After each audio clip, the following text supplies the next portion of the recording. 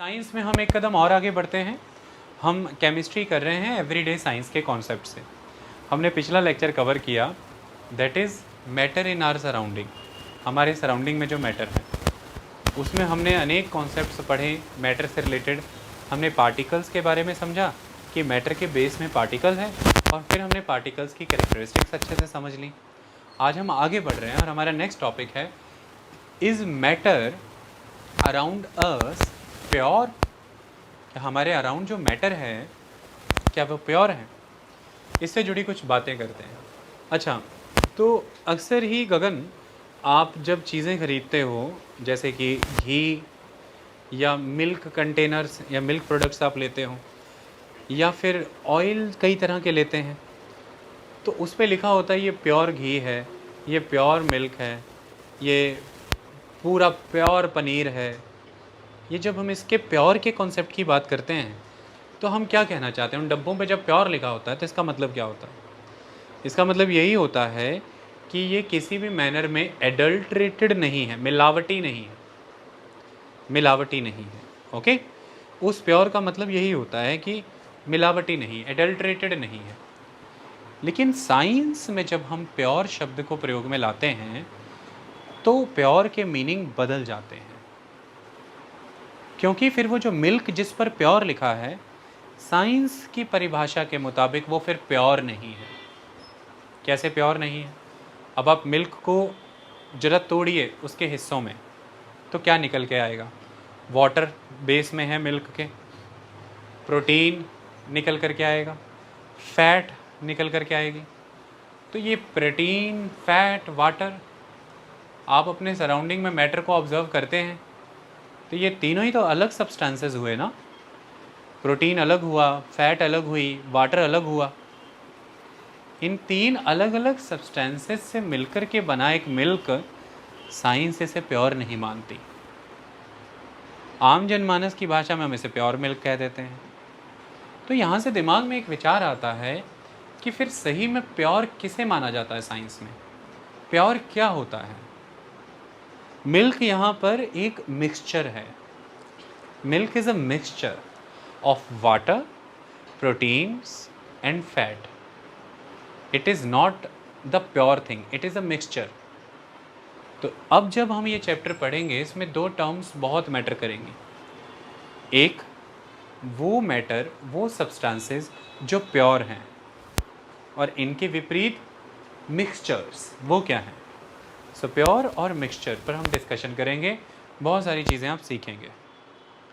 तो अब आपके मन में आया कि सर आपने मिल्क का तो बता दिया कि वो मिक्सचर है, वो प्योर नहीं है, तो प्योर के बारे में बताइए। चलो मैं आपको प्योर के बारे में बताता हूँ। चलिए सपोज़ कीजिए कि मैंने आपके सामने एक आयरन बार रखी। आयरन बार एक मैटर है और उसके बेस में पार्टिकल्स होंगे, तो मैटर पार्टिकल से ही बनता है, हमने ये समझा था। अब जब आप उस आयरन बार में से उसके पार्टिकल्स निकालेंगे, तो सपोज़ कीजिए आपने एक आयरन बार में से, तो सपोज़ कीजिए कि ये एक आयरन बार है, आपने इसमें से ये पार्टिकल नंबर 1 और पार्टिकल नंबर 5 निकाला, तो आप एक चीज़ नोटिस करेंगे कि पार्टिकल नंबर 1, 5, पार्टिकल नंबर 10, ये सभी एक जैसे ही हैं। इनकी अपीयरेंस, इनका साइज़, इनका शेप, इनकी फॉर्म, सब कुछ एक जैसा है, इनमें कुछ अलग नहीं है। इसका मतलब आयरन की वो जो एक बार है, दैट मैटर, उसमें जो वो पार्टिकल्स हैं, all the particles are identical, all the particles are identical, they are identical. लेकिन वहीं दूसरी तरफ जब हमने बात मिल्क की तो यहाँ पर वाटर, फैट, प्रोटीन्स, तो क्या particle number 1, particle number particle number 10 और पार्टिकल नंबर 15 आपस में आइडेंटिकल हैं क्या? ये पार्टिकल, ये इस पार्टिकल और इस पार्टिकल में बहुत सारे फ़र्क आ गए। They are not at all identical, but fat particles, protein particles, water particles को अगर मैं ऐसे ले लूँ तो फैट का पार्टिकल नंबर 1 फैट के पार्टिकल नंबर 5 से तो आइडेंटिकल है, प्रोटीन का पार्टिकल नंबर 1 प्रोटीन के पार्टिकल नंबर 5 से तो आइडेंटिकल है, वाटर का पार्टिकल नंबर 1 वाटर के पार्टिकल नंबर 5 से तो आइडेंटिकल है। तो ऐसा नहीं लगता कि जैसे मिल्क एक मिक्सचर है किन किन का, the pure substance 1, the pure substance 2, the pure substance 3। तो 3 अलग अलग प्योर सब्सटेंस ने मिल करके एक मिक्सचर बना दिया। बट अगर मैं इनके बीच की ये बाउंड्री ख़त्म कर दूँ,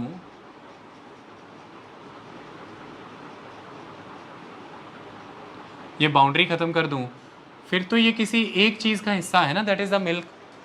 और फिर तो ये 3 अलग तरह के पार्टिकल्स हुए, तो दे आर नॉट आइडेंटिकल। तो that's why milk is a mixture, it is not the pure substance. Milk is a mixture, not the pure substance. But दूसरी तरफ दिस आयरन बार, इस पूरी की पूरी आयरन बार में, इस पूरे के पूरे मैटर में, इस पूरे के पूरे एलिमेंट में सारे पार्टिकल सेम हैं। आयरन बार मेटल है ना, हमें प्रकृति में मैटर मिलता है इन the form of metal, non metal, metalloids. हम उन्हें एलिमेंट्स भी कह सकते हैं, नो प्रॉब्लम एट ऑल।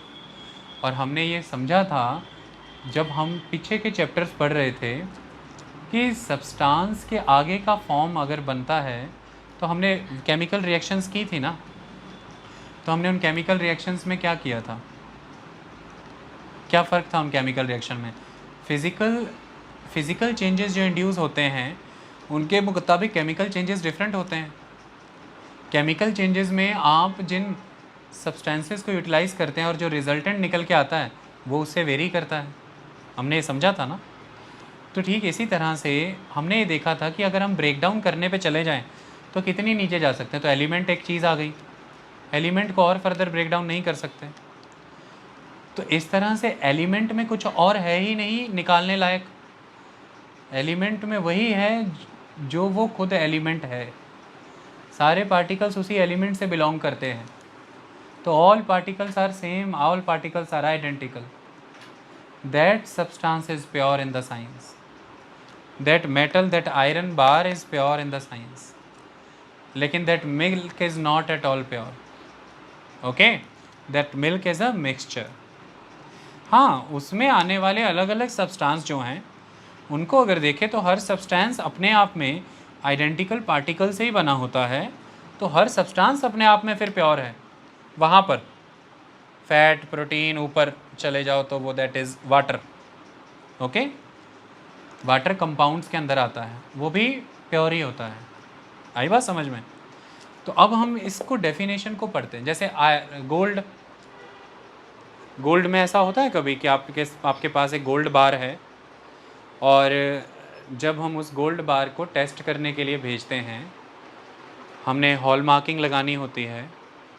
तो आप ऐसा कर सकते हो कि एक set piece of gold bar है आपके पास, उसका हल्का सा पिंच एक जगह से दाना निकाल के टेस्ट करा लो, तो वो प्योर आ गया अगर, तो फिर माना जाता है कि सारा ही प्योर है, माना जाता है कि सारा प्योर है। क्यों? हम ये मानते हैं कि सारी की सारी गोल्ड बार आइडेंटिकल पार्टिकल से बनी है। तो इसके एक पार्टिकल अगर गोल्ड है तो बाकी सारे पार्टिकल्स भी गोल्ड होंगे।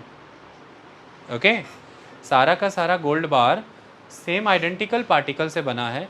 एक पार्टिकल अगर गोल्ड आया तो बाकी पार्टिकल्स भी गोल्ड होंगे, इसलिए हम दाना हल्का सा निकाल करके भेज देते हैं। ओके, दैट्स ऑल, कोई प्रॉब्लम ही नहीं। लेकिन अगर हमें यही डाउट हो, कई ये डाउट्स क्रिएट हो सकते हैं कई सारी चीज़ों में। जैसे आप सॉइल ले लीजिए अपने हाथ में, सॉइल आ गई। सॉइल में क्या होता है, कई सारी चीज़ें मिक्स होती हैं। सॉइल में लिटर कंटेंट भी होता है, that is the organic matter. Soil के अंदर मिनरल कंटेंट होता है, सॉइल के अंदर मॉइस्चर कंटेंट होता है। जब हम डेजर्ट्स में जाते हैं, रेगिस्तान में, तो खेती नहीं हो पाती, सिर्फ एक चीज़ की कमी है कि वहाँ पर पानी नहीं है। तो मॉइस्चर कंटेंट नहीं है, that is in the water नहीं है, तो वो सॉइल नहीं है। कई भूमि बंजर हो जाती हैं, फिर वो सॉइल नहीं कहलाती, हम उसे बैरन लैंड कहते हैं, क्योंकि उसमें वाटर कंटेंट नहीं है, ऑर्गेनिक मैटर नहीं है, मिनरल्स नहीं। इन तीन चीज़ों के कॉम्बिनेशन से फिर एक सॉइल बनती है। तो इसी तरह से जब आपने सॉइल हाथ में ली, आपने मिट्टी ले ली, मिट्टी के कोने से कुछ पकड़ के आपने टेस्ट करने भेज दिया, हो सकता है कि आपके हाथ में ऑर्गेनिक मैटर लगा हो सकता है ना, वो ना कंफर्म करता हो मिनरल कंटेंट को, वो मिनरल जो आपने भेज दिया टेस्ट होने के लिए वो ऑर्गेनिक मैटर हो, वो मिनरल को कंफर्म ना करता हो, तो वो सॉइल मिनरल रिच नहीं है कि नहीं। अलग अलग तरह के मिनरल्स होते हैं एक सॉइल में, वो सारे मिनरल्स भी हमें चेक करने होते हैं। इसी तरह से जब आप समुद्र के किनारों में जाएं तो आपको रेत मिलती है, उसमें कितना कुछ मिक्स होता है, शंख, सिप्पियाँ, वेजिटेशन, ऑर्गेनिक मैटर, सब कुछ घुला रहता है। तो जब आप उसको भी चेक करेंगे, हो सकता है सैंपल के लिए जो आपने भेजा वो इस मिक्सचर में जितने भी एलिमेंट मिक्स हैं उनमें से कुछ एक चीज़ भेज दी हो, वो पूरे सैंपल को कंफर्म तो नहीं करती। पर ऐसा ही जब हम gold bar, iron bar, copper bar के साथ कर रहे हैं तो ये बिल्कुल सही जा रहा है कि एक छोटा सा पार्टिकल भेजा, वो कंफर्म है तो बाकी सारे पार्टिकल्स भी सेम ही होंगे, आइडेंटिकल होंगे। That's why that gold bar is the pure substance. आई बात समझ में, हम उसे प्योर मानते हैं। इस तरह से साइंस में प्योर देखा जाता है। ये घी के पैकेट या मिल्क की बोतल पर लिखे प्योर की तरह नहीं होता है, वो टेक्निकली मिक्सचर्स हैं, टेक्निकली ये प्योर हैं। ओके, सो अब हम कुछ पढ़ते हैं जो बुक में लिखा है। ये चैप्टर हम लिख कर ही करेंगे। तो हमने पूछा is matter around us pure, तो फिर एक सवाल आया कि प्योर मिल्क का डब्बा है तो क्या है वो। Milk is actually a mixture of water, fat, proteins. तो फिर साइंस में प्योर क्या है, ये तो मिक्सचर हो गया, मिल्क क्या हो गया, मिक्सचर। और आगे जाके मैं आपको पढ़ाऊँगा मिक्सचर में भी ये हेट्रोजीनियस मिक्सचर है, होमोजीनियस मिक्सचर नहीं है। मिल्क एक्चुअली कोलॉइड होता है, सही मायने में अगर हम देखें वो कोलॉइड होता है, जिसमें फैट पार्टिकल्स को प्रोटीन पार्टिकल्स इनहिबिट कर देते हैं, तो फैट पार्टिकल्स सस्पेंडेड फॉर्म में ही रह जाते हैं, ना कोलेड कर पाते हैं, ना एक दूसरे से दूर जा रहे होते हैं, ना कोलेसेंस हो पा रहा ना दूर। इस वजह से वो एक कोलॉइड इफेक्ट देता है, it's a colloidal substance. So it is a mixture that is heterogeneous mixture. Milk is a heterogeneous mixture. अब साइंस में प्योर क्या है उसको समझिए। Pure means, it means that all the constituent particles of that substance are the same in their chemical nature. All the constituent particles of that substance are same in chemical nature. A pure substance, that is this iron bar, a pure substance consists of a single type of particles. Single type of particles. A substance is a pure a substance is a pure single form of matter. Okay, एक substance एक pure single form of matter होता है। और pure single form of matter क्या है, वो matter जिसके particles identical हैं, हम उसे pure single form of matter कह रहे हैं। ओके, वो मैटर जिसके पार्टिकल्स आर आइडेंटिकल्स। ये देखिए pure substance, a substance made up of only one type of particles that are identical to one another, that are identical to one another। तो ये pure substance, pure in science, ये सारा concept clear हो गया। अब तो कभी कोई डाउट नहीं रहेगा कि भाई प्योर क्या है। सिंपल लाइन में ही आंसर है कि particles are identical to one another, single type of particle से ही बना होता है प्योर सब्सटेंस। ठीक है, डिफरेंट टाइप ऑफ पार्टिकल्स उसमें नहीं होते। क्लियर हो गई कहानी, इतना समझ में आ गया। चलो वेरी गुड। अब यहाँ पर हमने लिखा है प्योर सब्सटेंस, उसको हमने दो हिस्सों में बांटा है, that is element and compound. Element and compound. और एलिमेंट में हमने बांटा that is metals, non metal, metalloid, आप देखते रहते हैं, आगे जाके एटम्स तक पहुँच जाएंगे हम। इसी तरह से कंपाउंड, ऑर्गेनिक, इनऑर्गेनिक कंपाउंड रहते हैं, आगे जाके मॉलिक्यूल्स तक सब कुछ पढ़ेंगे हम, आगे के चैप्टर्स में यही होना है। इनके मुकाबले आते हैं इम्प्योर सब्सटेंसेस, तो they are the pure substances, they are the impure substances. तो प्योर सब्सटेंसेस में तो एलिमेंट्स और कंपाउंड्स आ गए, इम्प्योर सब्सटेंसेस में आते हैं मिक्सचर्स, सारे मिक्सचर्स आर इम्प्योर सब्सटेंसेस, तो दैट इज़ होमोजीनस और हेट्रोजीनस मिक्सचर्स होते हैं। ट्रू सॉल्यूशंस जो होते हैं उन्हें हम होमोजीनस मिक्सचर्स कह देते हैं। उदाहरण के तौर पर लेमोनेड, नींबू पानी, true solution, okay, they are the homogeneous mixtures. और हेट्रोजीनस मिक्सचर्स कौन से होते हैं? जो सस्पेंशंस होते हैं और जो कोलॉइड्स होते हैं। सस्पेंशंस क्या होता है, कोलॉइड्स क्या होता है, हम अभी समझेंगे। उन्हें हम हेट्रोजीनस मिक्सचर्स कहते हैं, ओके।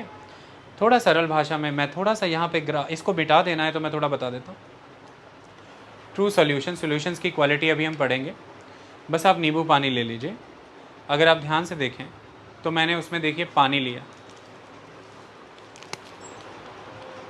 वाटर लिया, प्लस सॉल्ट लिया, प्लस शुगर लिया, प्लस लेमन जूस लिया ना, ये सब कितना कुछ ले लिया आप देखिए। तो आप इसे प्योर तो नहीं कह सकते। वाटर के अपने पार्टिकल्स हैं, साल्ट के अपने पार्टिकल्स हैं, शुगर के अपने पार्टिकल्स हैं, और यहाँ पर लेमन जूस के अपने पार्टिकल्स हैं। तो सबके अपने अपने पार्टिकल्स हैं। तो इतनी बात तो क्लियर हो गई कि भाई जो आपके हाथ में लेमन जूस है वो कोई ऐसा सब्सटेंस तो नहीं है जो सिर्फ एक ही तरह के पार्टिकल से बना हो, जो पार्टिकल्स आपस में आइडेंटिकल हों। These particles are not identical with each other, they are different. तो यहाँ से तो आपने, अब आपके हाथ में लेमन जूस आया तो आपने ये तो क्लियर कर दिया कि अगर मुझे प्योर और इम्प्योर में रखना हो तो मैं किस में रखूँ, तो it is in the impure. और इम्प्योर को हम जब साइंस की ब्रांच में यहाँ केमिस्ट्री में पढ़ रहे हैं तो नेम इज़ द मिक्सचर। तो आपसे मैं पूछूं, आपके हाथ में मैंने दो चीज़ें दे दी। एक मैंने आपके हाथ में दे दी था कॉपर वायर, और एक हाथ में मैंने आपके दे दिया कि भाई बिजली का काम करने से पहले गर्मी बहुत है, लेमन जूस पी लो। तो आपको मैंने आकर के पूछा ये दोनों में से प्योर और मिक्सचर कौन सा है, तो आपने कहा ये कॉपर वायर प्योर है, ये लेमन जूस मिक्सचर है, ओके। क्योंकि कॉपर वायर को जब मैं खोलूँगा तो अंदर से सेम आइडेंटिकल पार्टिकल निकलने हैं, और जब मैं इसको खोलूँगा लेमन जूस को, तो वाटर भी निकलना है, साल्ट भी निकलना है, शुगर भी निकलनी है, लेमन जूस भी निकलना है, ये सब निकल आना है। इतनी बात क्लियर हो गई? मिक्सचर अब साफ हो गया। तो देखो हम अपनी रोज़मर्रा की ज़िंदगी में अपने आसपास कितने सारे प्योर और इम्प्योर सब्सटेंसेस से डील कर रहे हैं, कितने सारे प्योर और मिक्सचर से डील कर रहे हैं, ओके। अब आते हैं, अब होता ये है कि ये जो सॉल्ट, शुगर और लेमन जूस है ना, ये कुछ इस तरह से पानी में घुल जाते हैं ना कि इनका डिस्ट्रीब्यूशन उस पूरे पानी में यूनिफॉर्मली हो जाता है। इसको कहते हैं यूनिफॉर्म डिस्ट्रीब्यूशन, पूरी तरह से। और यूनिफॉर्म डिस्ट्रीब्यूशन हो जाने के कारण ये जो सोल्यूशन निकल करके आया हमारे सामने, ये ट्रू सोल्यूशन की फॉर्म ले जाता है। इसे हम कहते हैं ट्रू सोल्यूशन। ये है तो सोल्यूशन ही ना, तो इसमें सॉल्वेंट यूज़ किया आपने, दैट इज़ द वाटर, और कितने सारे सॉल्यूट्स इस्तेमाल किया आपने। एक सॉल्यूट आपने सॉल्ट लिया, एक शुगर और एक लेमन जूस भी, ये सारे आपने एक सॉल्वेंट में डाले, तो अल्टीमेटली सॉल्वेंट प्लस सॉल्यूट निकल के आया, दैट इज़ सोल्यूशन। बट ये सोल्यूशन है कि नहीं है ये जानना ज़रूरी है। ये सोल्यूशन है क्योंकि सभी के सभी जो पार्टिकल्स आपने सॉल्यूट के उसमें डाले वो सॉल्वेंट में यूनिफॉर्मली डिस्ट्रीब्यूट हो गए, वो मिक्स हो गए, ओके, वो मिक्स हो गए। सिर्फ मिसिबल होना, मिक्स होना ही क्वालिटी नहीं है, they are distributed uniformly, okay. इस वजह से आप ऊपर से एक चम्मच लेमन जूस पीजिए और नीचे से छेद करके नीचे से एक लेमन जूस पीजिए, सेंटर में कहीं ड्रिल मार के सेंटर से पीजिए, कहीं से पीजिए, हर बूंद में उसकी सेम ही मिठास, सेम ही नमक, सेम ही खटास होगी, क्योंकि all particles are uniformly distributed, कहीं कम ज़्यादा नहीं है। इतनी बात समझ में आई? कहीं कम ज़्यादा नहीं है। ठीक ऐसा ही आप अपने घर जाके कर सकते हैं, और हम करते नहीं हैं क्या? थोड़ी देर के लिए लीजिए, वो आपके घर में एक्सपेरिमेंट करने के लिए और नहीं होगा तो आप इससे करके देख लेना। आप बस एक बूंद, हल्की सी एक बूंद रूह अफ़ज़ा की लेना, पानी लेना, उसमें डालना, उसे घोल देना। अब सारे रूह अफ़ज़ा का रंग देखना, मतलब पानी जो ग्लास में है उसका सारे का रंग देना, कांच के ग्लास में टॉप टू बॉटम एक जैसा नहीं है उसका रंग, सारा एक जैसा है ना। तो कोई भी टाइप का ये जो कलर आप इमेजिन करिए, आपने कलर डाला एक ड्रॉप उसमें, वो यूनिफॉर्मली उस पूरे के पूरे सॉल्वेंट में जो है डिस्ट्रीब्यूट हो गया, that is solution, it's a true solution. Uniform distribution हो गया ना। तो इसीलिए जहाँ यूनिफॉर्म डिस्ट्रीब्यूशन हो रहा है तो वर्ड इज होमो। होमो मने same, same consistency at every point. Lemon juice की consistency of sugar and everything is same at every point, homo. Distribution is same, uniformly distributed, तो वर्ड इज होमो। तो पूरी तरह घुल गया वो, आई बात समझ में। तो इसीलिए ये word is a homogeneous mixtures. True solutions homogeneous mixtures होते हैं, ओके।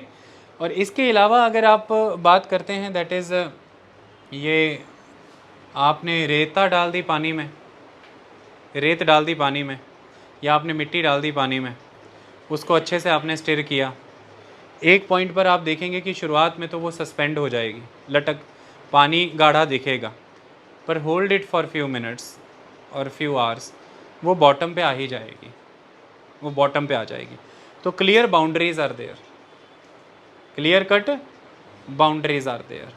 तो इसलिए वो जो बन गया that is colloidal, that is suspension. जो पहले वाला था homogeneous, that is the true solution. इसमें आप साल्ट की, शुगर की, लेमन जूस की बाउंड्रीज बता पा रहे थे, कहीं डिमार्केशन कर पा रहे थे, ऐसे देख पा रहे थे कि कहाँ पर लेमन का पार्टिकल है, कहाँ पर शुगर का, कहाँ पर सॉल्ट का, कहाँ पर वाटर का। नहीं दिख रहा था ना, सारे एक दूसरे में घुल गए थे ना, कोई बाउंड्री नहीं एग्जिस्ट कर रही थी ना, कोई डिवाइडिंग लाइन नहीं थी। लेकिन वहीं आपने एक मुट्ठी मिट्टी ली, डाली, घोला अच्छे से, तो पहले तो वो सस्पेंशन में लटक रहे हैं सारे पार्टिकल पानी में, जब थोड़ी देर बाद देखा तो वो डूब जाएंगे, नीचे बैठ जाएंगे, उनको बैठना ही है, नहीं बैठेंगे तो कुछ ऊपर तैरते रह जाएंगे। ओवरऑल पानी अलग दिखेगा और ये मटेरियल अलग दिखेगा। तो it is a clear cut boundary between the two, ये डिस्टिंक्टिव एलिमेंट्स हैं, दोनों सरेआम नज़र आ रहा है, ओके, अलग हैं। तो that is heterogeneous, uniform distribution नहीं है पार्टिकल्स का। बॉटम में है साल्ट के और उसके ऊपर वाटर ज़्यादा कंसनट्रेटेड नज़र आ रहा है, मतलब वाटर कंसनट्रेटेड मतलब वाटर ज़्यादा है, तो that is not uniformly distributed, it is heterogeneous.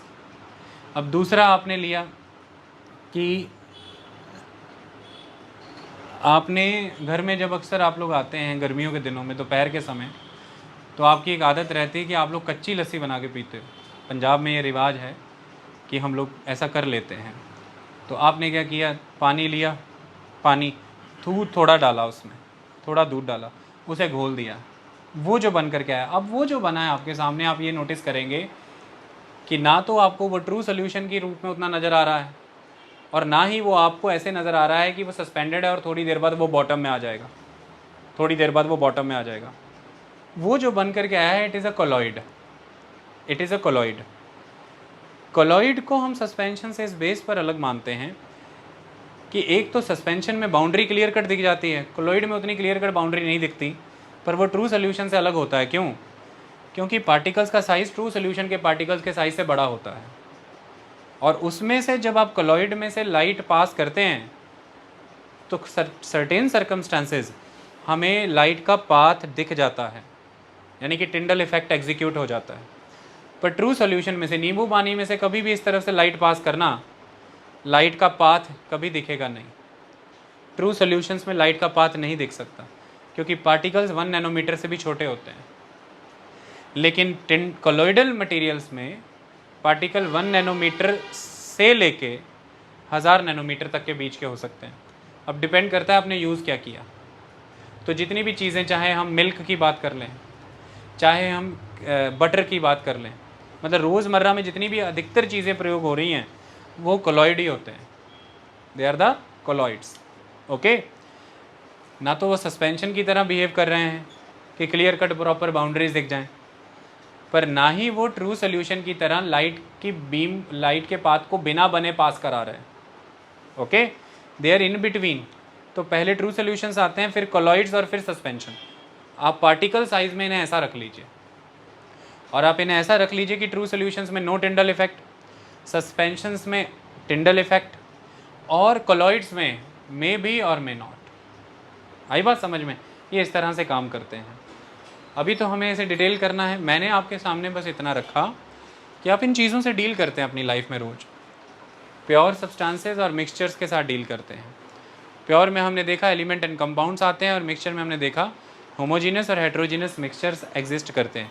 Homogeneous में ट्रू सोल्यूशन आ जाते हैं, fine particles, very very fine particles and evenly distributed particles, uniformly distributed particle. That is why their consistency is maintained, so they are the homogeneous. And the heterogeneous suspension clear cut boundaries नज़र आ रही हैं. और colloids हमें पता है particles obstruct करते हैं light के पाथ को, तो स्कैटरिंग एग्जीक्यूट होती है और उसी स्कैटरिंग की वजह से फिर हम ये देख पा रहे हैं कि टिंडल इफेक्ट भी बनता है. ओके लेकिन यहाँ पर स्कैटरिंग नहीं होती होमोजेनस में या ये ट्रू सॉल्यूशंस में. इतनी बात क्लियर हुई. चलो अब हम इसको थोड़ा समझने के प्रयास करें जो हमने लिखा है. अब आपके दिमाग में एक बात आएगी कि प्योर सब्सटेंस में आपने बोला एलिमेंट और कंपाउंड, तो एलिमेंट के रूप में क्या क्या, वो सारे एलिमेंट जो हमने पीरियोडिक टेबल में मैंने 4-5 आपको पढ़ करके चीज़ें बताई थी, जैसे कॉपर एलिमेंट ही है, ऑक्सीजन एलिमेंट ही है, कार्बन एलिमेंट ही है, और कितना तोड़ोगे उसे, तोड़ के बताओ और उसे ब्रेक डाउन करके बताओ, उसमें जो भी मिला हुआ है उसे उससे अलग करके दिखाओ, तो नहीं होना. और तो दे आर द एलिमेंट्स. तो उनमें उनके अंदर जो पार्टिकल्स हैं नेचुरली कार्बन में कार्बन ही के, ऑक्सीजन में ऑक्सीजन ही के, और कॉपर में कॉपर ही के हैं, तो दे आर आइडेंटिकल, तो they are the pure substances. So elements तो प्योर होते हैं, हमने देख ही लिया. एलिमेंट्स यहाँ पर मैंने लिखे हैं जैसे tin, lead, zinc, gold, iron, copper, platinum, they are the pure substances. Okay but आप यहाँ पर कंफ्यूज ना हो. जब आप सोना खरीदने जाते हैं तब तो आपके दिमाग में तो यही कंसेप्ट है ना कि सोना ज़्यादा शुद्ध होता है कॉपर से, ज़्यादा शुद्ध होता है आयरन से. वो शुद्ध की जब हम बात कर रहे हैं वो डिफरेंट शुद्ध है. आई बात समझ में. यहाँ हम जब बात कर रहे हैं प्योर की, ये डिफरेंट प्योर है. इतनी बात क्लियर हुई. चलो जब हम कंपाउंड्स की बात करते हैं तो उसमें क्या होता है, जैसे सपोज कीजिए कि आपने हाइड्रोजन और ऑक्सीजन लिया और आपने वाटर बना लिया, ठीक है, तो अब आपके पास पानी है. हाइड्रोजन प्लस ऑक्सीजन मिला के आपने ये पानी बनाया.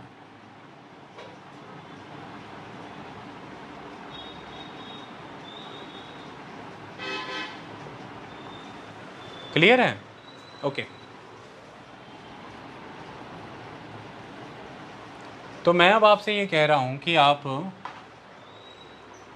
ये हाइड्रोजन से ऑक्सीजन को अलग कर दो. तो आपने हाइड्रोजन से ऑक्सीजन अलग कर दिया, तो फिर मेरा अगला क्वेश्चन है कि फिर वाटर एग्जिस्ट करेगा. आपने अलग कर दिया तो फिर वाटर एग्जिस्ट करेगा, फिर वाटर एग्जिस्ट नहीं करेगा. ऑक्सीजन से हाइड्रोजन अलग कर दिया या हाइड्रोजन से ऑक्सीजन अलग कर दिया तो फिर वाटर भी एग्जिस्ट नहीं करेगा.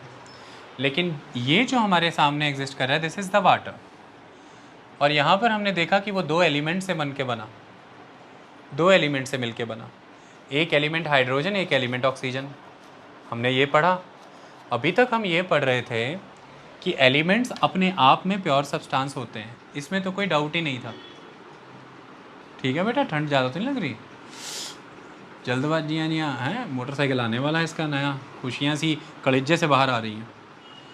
इसमें तो कोई डाउट ही नहीं था, ये तो अपने आप में एलिमेंट तो फिर प्योर है ही है. अब सवाल हमारे सामने आया कि क्या दो एलिमेंट्स को मिला करके कोई चीज़ बने, वो प्योर नहीं हो सकती क्या? तो वो जो बन रही है दैट इज़ कंपाउंड, हम उसे कंपाउंड कहते हैं. यहाँ पर ये जो कंपाउंड होता है ना, इसे भी आपको एक सिंगल यूनिट की तरह काउंट करना होता है. Compound in it self is a single unit. Okay जैसे हम लोग कई बारी बिल्डिंग्स में किसी कंपाउंड की बात करते हैं कि आपका कंपाउंड किधर है, that compound whole will matter. उसके कॉन्स्टिट्यूएंट एलिमेंट्स उस कंपाउंड को क्रिएट कर रहे हैं, और जो भी मैटर आपके सामने आ रहा है उसमें every particle is composed of that compound. आई बात समझ में? उसी कंपाउंड का होगा. जैसे पानी की अगर आप बात करें तो यहाँ पर भी आपको यही कंपाउंड मिलेगा, यहाँ पर भी आपको यही कंपाउंड मिलेगा, यहाँ पर भी आपको, हर जगह पर आपको सेम ही कंपाउंड मिलेगा. और अगर आप इसमें से इन दोनों एलिमेंट्स को अलग कर देते हैं फिर वो मैटर एग्जिस्ट नहीं करेगा जिस मैटर की एग्जिस्टेंस की आप बात कर रहे हैं. तो इस सेंस में अगर आप इसे लेकर के चलें तो it is identical, particles are identical. अब इसका एक उदाहरण लीजिए. सपोज़ कीजिए कि आपने आयरन लिया, आयरन की आप नाखून कीलें ले लीजिए, लोहे की कीलें, और आप उसे सपोज़ कीजिए कि किसी तरह के सॉल्ट में मिक्स कर दीजिए। यहाँ पर हम बात करते हैं आपने सल्फ़र में मिक्स किया, डन। जब आपने एक बीकर में इन दोनों को लिया और इन्हें आपस में मिक्स किया, अब आप यहाँ पर मैग्नेट को यूज़ करिए। आप आसानी से आयरन की नेल्स को सेपरेट कर लोगे। तो ये फिर इस समय में ये दोनों एक कंपाउंड की फॉर्म में अभी नहीं है, they are not in the form of compound. उन्हें आप बड़ी आसानी से फिज़िकली सेपरेट कर गए। आपने ना जो कीलें थी लोहे की वो उस सल्फ़र से अलग कर दी, हो गई ना। लेकिन अब आप इमेजिन करिए कि आपने इन्हें गर्म कर दिया। गर्म करने के बाद वो जो फाइनल मटेरियल उभर करके आएगा, आपको लेवी लेवी सा सब्सटेंस क्रिएट हो जाएगा। अब आप मैग्नेट का प्रयोग करिए और अब आप आयरन को सेपरेट करने का प्रयास करिए। अब मैग्नेट उस आयरन को सेपरेट नहीं कर पाएगा। अब ये जो बन कर के आया है ये कंपाउंड है आपके सामने। आयरन और सल्फर मिल गए हैं, यहाँ पर आपने हीट दे दी ना, एक लेवल का केमिकल रिएक्शन एक्टिवेट हो गया, वो मिल गए। अब आप इस बीकर में जो चीज़ बन के आई है उसके किसी भी कण को लैब में टेस्ट करा लीजिए, जो वो बने निकल के आएगा बाकी सारे बीकर में भी वही होगा, बाकी सारे बीकर में भी वही होगा। तो ये कंपाउंड फिर प्योर सब्सटेंस है। This is the compound. वो पहले वाला कंपाउंड नहीं था। सिंपली दो चीज़ों को मिलाना, प्लस करना इज़ नॉट द कंपाउंड। उनके मिलने से क्या निकल रहा है वो कंपाउंड बन रहा है। ओके। इसी तरह से यहाँ पर आपने इस बीकर में पानी है और पानी हम जानते हैं H2O से बनता है। तो ऐसे में आपने इसकी एक बूंद को टेस्ट कराया, जो उसकी प्योरिटी है, जो उसकी क्वालिटी है और जो उसकी कैरेक्टरिस्टिक हैं, पूरे बीकर में जो पानी है उसकी क्वालिटी, कैरेक्टरिस्टिक्स और प्योरिटी वही होंगी। क्योंकि अब यहाँ पर अब पानी एक कंपाउंड की फॉर्म में एग्जिस्ट कर रहा है। आई बात समझ में? हाँ, जब आप फिर से एक रिएक्शन एक्टिवेट करेंगी, उसके लिए एक प्रक्रिया अपनानी पड़ेगी आपको।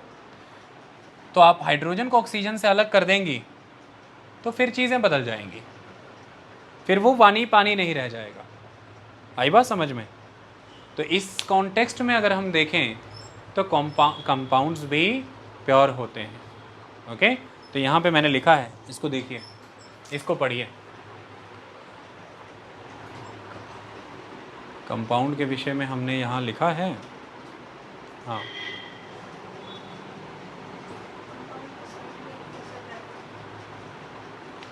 हाँ, ये देखिए यहाँ पे लिखा है, कंपाउंड के ब्रैकेट में मैंने लिखा है अ प्योर सब्सटेंस। तो अभी हमने कंक्लूड किया कि ये प्योर सब्सटेंस है। A pure substance that is made up of 2 और मोर एलिमेंट्स। 2 या उससे ज़्यादा एलिमेंट से मिलकर के बनने वाला एक प्योर सब्सटेंस कंपाउंड होता है।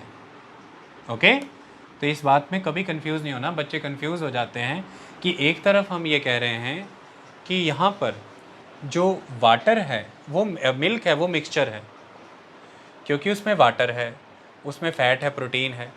पर यहाँ पर एक चीज़ नोटिस करिए ना, यहाँ वाटर कोई एक एलिमेंट नहीं है ना, वो तो अपने आप में एक कंपाउंड के रूप में है ना, H2O।